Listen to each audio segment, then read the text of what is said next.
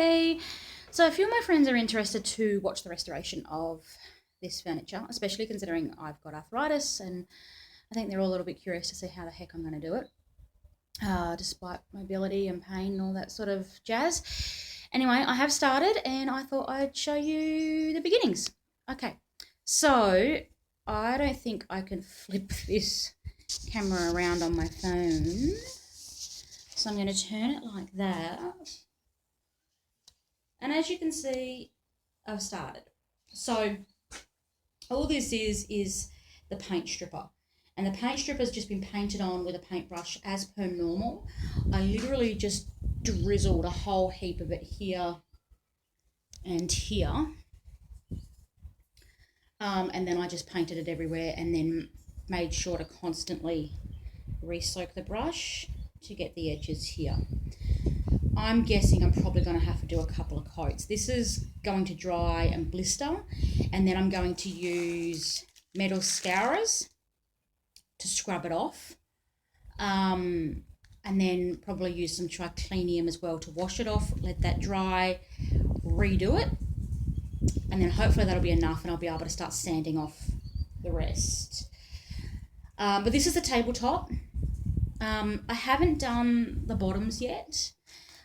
I just wanted to see how this goes before I start on the legs or anything like that, just in case I have issues with this, or just in case I don't really think it's all that effective. This table's 150 years old, and the red mahogany colour that you see on it is original. So this table has not been touched for 150 years. So I'm a little bit nervous. I'm not sure how the paint strip is going to go. I suspect that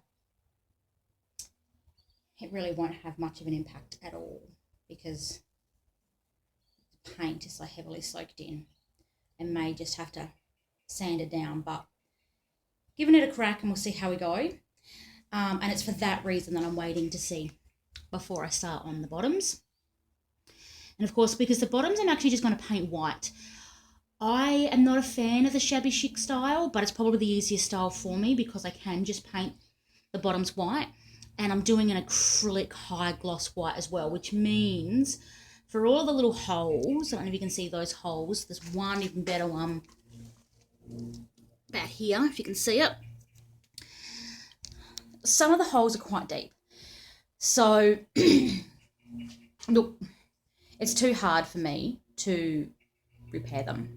So it's a little bit easier for me just to get in with some acrylic paint, really high quality acrylic paint, which will make up for my error, and hopefully just hide some of those things. Also, it's shabby chic. Look, shabby chic is, the whole point of it is restored old furniture. It doesn't really matter if there are lumps and bumps and stuff in it. That adds to its charm. So for that reason, I'm doing shabby chic. It's the easiest for me to do, even though I'm not a big fan of it. I don't dislike it, but it's definitely not my favourite. I am much more colonial country, or contemporary country, probably. And the top here, obviously, this is important. This is going to just be high gloss, clear high gloss, which I'm really excited about because this wood is extremely old wood. I forget what it's called, but I have been informed you cannot get this wood anymore. So I'm excited to polish up wood that's 150 years old and that can no longer be got in Australia. I don't know if you can see some of it coming through there, but anyway. So that's the table. You can sort of see the chairs over here. I got a lot of crap on them. If you can see them. Now, I'm actually thinking of upholstering the chairs. And putting a seat cover on them, getting some really good memory foam and upholstering these chair covers. One, because I have arthritis, it'll make them more comfortable to sit on. And also because it's going to be a pain in the butt. To match this up with the table, I would have to clear lacquer the chair tops, the bums of the chairs. That's hard work. I can't be stuffed to do that. I think it'll be easier just to leave it as is and put some covers over it. So we'll see how we go. I might get my Auntie Lee's opinion on that first before I have a crack at it. But they're the chairs. And over here, I'll just walk you over to it. Love my double chin in this damn thing. Yay. This is the top. So again, it's just slowly drying, going to crack. This will be clear, lacquered, and underneath is going to be all white. And I'm going to put some new locks and wrought iron door handles on it to match the entertainment unit that I've got that has wrought iron handles on it. Yeah. So that's it. That's the beginning. Over here, I did kind of want to show you a hot tip. I hope you can see this. Triclinium. Now, I use this for my it's an industrial cleaner. I also use this in home. I clean my bathroom, everything with it. It's fantastic. Look, this is, I think, about $30 at Bunnings. It lasts two years. And you just pour, a capful in, usually into 2 litres of water. This is highly concentrated because I'm using it to clean brushes and stuff. It is actually painter's cleaner, so it is an industrial cleaner. It's stronger and better than sugar soap, and it has absolutely no smell. It's highly alkaline.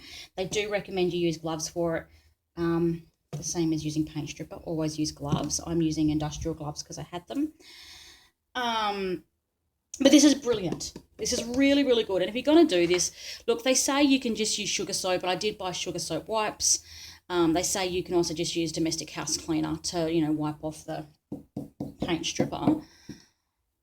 Personally, I'd rather use a professional product, and I'm quite glad I already have this and I have that for my home.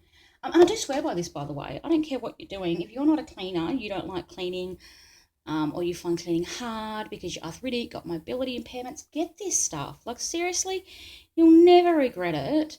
Your house will always be immaculate, high gloss, shiny. It's light work out of everything. I take stains. I've taken 30-year-old stains out of cupboards with this stuff. I know people always bang on, oh, you got to try something. It's fantastic. And we all tend to get a little bit nervous because, let's face it, recommendations are usually crap. Every person, however, that I've recommended this to swears by it, loves it. They've been converted. So give it a crack, or hit me up and I will lend you some to have a try of, because it really is good. It is really, really, really, really good. Anyone who's ever been in my house knows that my house is really, really clean. And it's not because I'm a clean Nazi. It's because I use this stuff. It's good stuff. Alrighty, that's it. And I'll keep you up to date with the next lot when I start scouring it off. Okie doke, bye.